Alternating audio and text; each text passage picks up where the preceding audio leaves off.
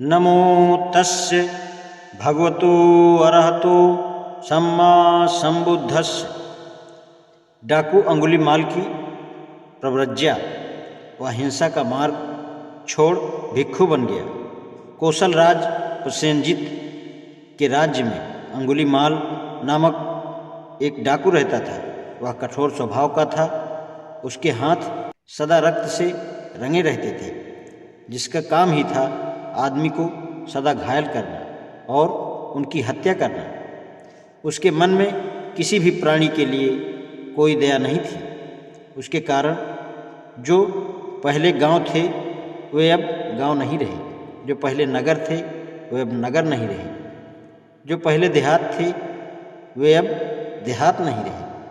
जिस किसी आदमी की भी वह हत्या करता, वह उसकी एक उंगली काटकर अपनी माला में पिरो लेता था। इसलिए उसका नाम अंगुलीमाल पड़ गया था। एक समय जब भगवान बुद्ध श्रावस्ती के जेतवनराम में विराजमान थे, उन्होंने डाकू अंगुलीमाल द्वारा किए गए विध्वंस अत्याचार की कहानी सुनी। तथागत ने उस डाकू को एक धार्मिक पुरुष में बदल देने का निश्चय किया।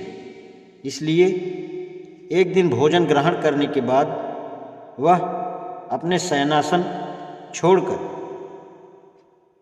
पात्र चीवर धारण कर अंगुलीमाल की खोज में निकल पड़े। तथागत बुद्ध को उधर जाते देख ग्वाले, बकरियां चराने वाले, हल जोतने वाले और दूसरे रास्ता चलने वाले सभी राहगीर चिल्ला उठे, श्रमण, उस ओर मत जाओ, यह मार्ग तुम्हें अंगुलीमाल के पास ले जाएगा।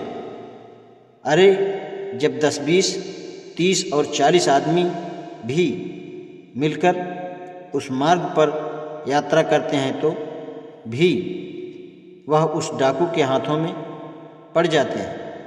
लेकिन तथागत बिना एक भी शब्द बोले अपने पथ पर आगे बढ़ते ही गए। दूसरी और तीसरी बार भी उन निकट के और अन्य लोगों ने तथागत को सावधान किया, किंतु फिर भी तथागत चुपचाप अपने पथ पर आगे बढ़ते ही गए। कुछ दूर से डाकू ने तथागत को अपनी ओर आते देखा। उसे बहुत आश्चर्य हुआ। जहाँ 10 से 50 तक की संख्या में यात्रियों का समूह उस मार्ग पर आने का साहस नहीं कर सकता था, यह श्रमण अकेला ही बढ़ता हुआ चला आ रहा था। डाकू ने श्रमण की हत्या करने का विचार किया। उसने अपनी ढाल, तलवार ली, तीर और तुड़ीर संभाले और तथागत के पीछे चल दिया। तथागत अपनी स्वाभाविक गति से आगे बढ़ते जा रहे थे, किंतु डाकू अपने पूरे प्रयास के बाद भी उनको पकड़ नहीं पा रहा था। डाकू ने सोचा, यह विचित्र और आश्चर्यजनक बात है। अभी तक तो ऐसा था, पूरी गति से भागे हुए एक हाथी को, एक घोड़े को, एक गाड़ी को अथवा एक हिरण को आगे पहुंचकर मैं पकड़ सकता था, और अब मैं पूरे प्रयास के बाद भी स्वाभाविक गति से जाते हुए इस श्रमण को भी नहीं पकड़ पा रहा हूँ। तो वह रुक गया और उसने चिल्लाकर तथागत को चेतावनी भरी आवाज़ में रुकने के लिए कहा। रुको। जब दोनों मिले तो तथागत ने कहा, अंगुलीमाल, मैं तो तेरे लिए रुक गया हूँ, क्या तू भी अब पाप कर्म करने से रुक जाएगा? मैं इसलिए यहाँ तक आया हूँ ताकि तू भी सतपथ का अनुगामी बन जाए। तेरे अंदर अच्छाई अभी मरी नहीं है। यदि तू इसे केवल एक अवसर देगा तो यह तेरा स्वरूप ही बदल डालेगी। अंगुलीमाल तथागत के वचनामृत के वशीभूत हो गया और बोला, आखिर इस मुनि ने मुझे जीत ही लिया, और अब जब आपकी पवित्र वाणी मुझे हमेशा के लिए पाप विरत होने को कह रही है, तो मैं इस दिशा में परीक्षण करने के लिए तैयार हूँ। अंगुलीमाल ने कहा।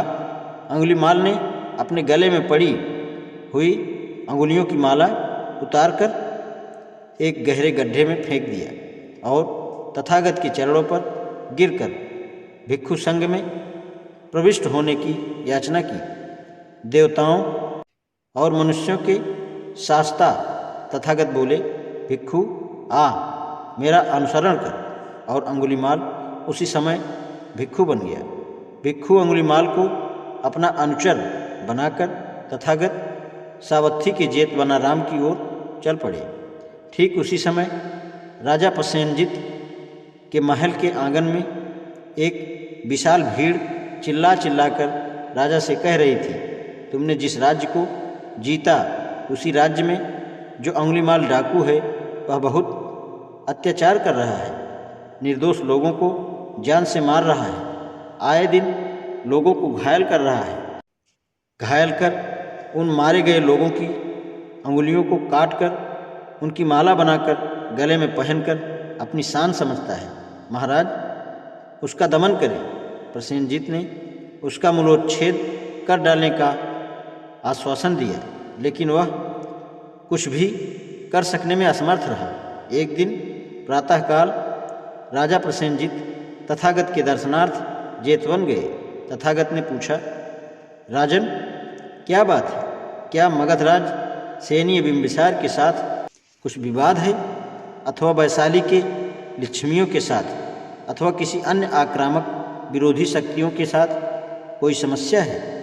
भगवान, इस प्रकार की कोई समस्या नहीं, किंतु मेरे राज्य में अंगुलीमाल नाम का एक डाकू रहता है जो मेरे राज्य क्षेत्रों में उपद्रव मचा रहा है और मेरी प्रजा को परेशान कर रहा है।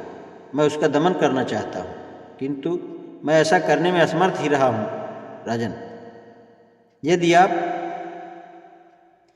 अब देखें कि अंगुलीमाल के दाढ़ी मूछ मुड़े हैं, उसने कासाय वस्त्र धारण कर रखे हैं, वह एक भिक्षु है, वह न तो किसी को मारता है, न चोरी करता है, न झूठ बोलता है, एकाहारी है और सद्गुणों का जीवन व्यतीत करता है, तो आप उससे कैसा व्यवहार करेंगे? भगवान, या तो मैं उसे अभिवादन करूंगा, या उसके आगमन पर खड़ा हो जाऊंगा, या उसे बैठने का निमंत्रण दूंगा, या उसे चीवर तथा भिक्षु के लिए आवश्यक अन्य वस्तुएं स्वीकार करने के लिए प्रार्थना करूंगा, जिसका कि वह अधिकारी है। लेकिन इतने दुष्ट और इतने पतित पर ऐसे सद्गुण की छाया कैसे पड़ सकती है? ऐसा व्यक्ति शीलवान हो ही कैसे सकता है? उस समय वह आदरयुक्त भिक्षु अंगुलीमाल भगवान के अति निकट बैठे थे। भगवान ने अपना दाहिना हाथ बढ़ाया और उसकी ओर संकेत करके कहा, राजन, यही है अंगुलीमाल। ऐसे में राजा चौंक कर गूंगे जैसा हो गया, उसके रोंटे खड़े हो गए। यह देख तथागत ने कहा, राजन, भय मत खाओ, भयभीत ना हो, यहाँ भय का कोई कारण नहीं है। राजा का भय और घबराहट दूर हुई तो वह अंगुलीमाल के पास गया और बोला, पूज्यवर, क्या आप सचमुच अंगुलीमाल हैं? हाँ राजन। आपके पिता और माता का क्या गोत्र था? राजन, मेरा पिता गार्ग्य था और मेरी माता मैत्रायणी। गार्ग्य मैत्रायणी पुत्र प्रसन्न हूँ। मैं अब से आपकी सब आवश्यकताएं पूरी करूँगा।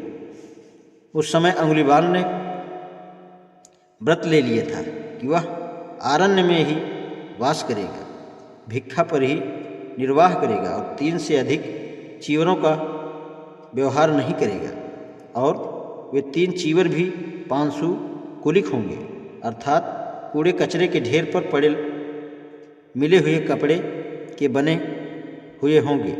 उसने यह कहकर कि उसके 3 चीवर उसके पास हैं, राजा का निमंत्रण अस्वीकार कर दिया।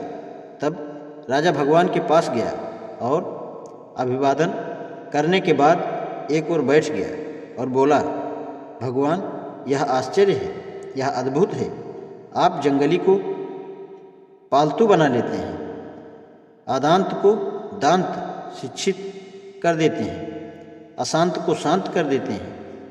यह वही है जिन्हें मैं लाठी तलवार से बस में नहीं कर सका, लेकिन भगवान ने उसे बिना किसी लाठी तलवार के बस में कर लिया।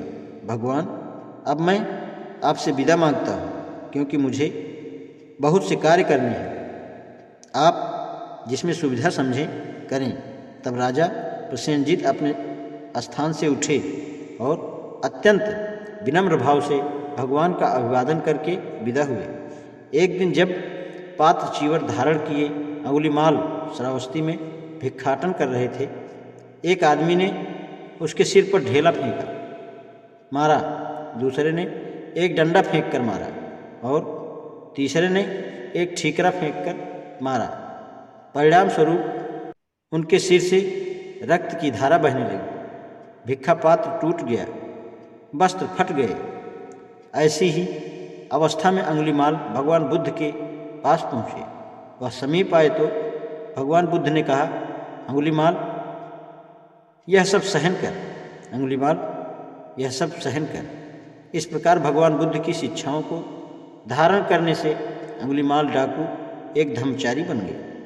मुक्ति सुख का आनंद लेते हुए उन्होंने कहा, जो पहले प्रमादी रहकर बाद में अप्रमादी हो जाता है, कुशल कर्मों से अपने भूतकाल को ढक लेता है, जो तरुण अवस्था में बुद्ध शासन में आ जाता है, वह बादलों से मुक्त चंद्रमा की तरह संसार को लोक प्रकाशित करता है। मेरे शत्रु भी इस शिक्षा को सुने, इस मत को माने और प्रज्ञा के पथ को धारण करें। मेरे शत्रु भी समय रहते मैत्री, विनम्रता और क्षमाशीलता की शिक्षा ग्रहण करें, वे उसी के अनुसार आचरण करें। अंगुलीमाल के रूप में मैं डाकू के तौर पर रहता था, पद्मोन्मुख था, मेरी अधोगति थी, मैं धारा में नीचे की ओर बहा जा रहा था। तथागत ने मुझे भूमि पर लाकर खड़ा कर दिया।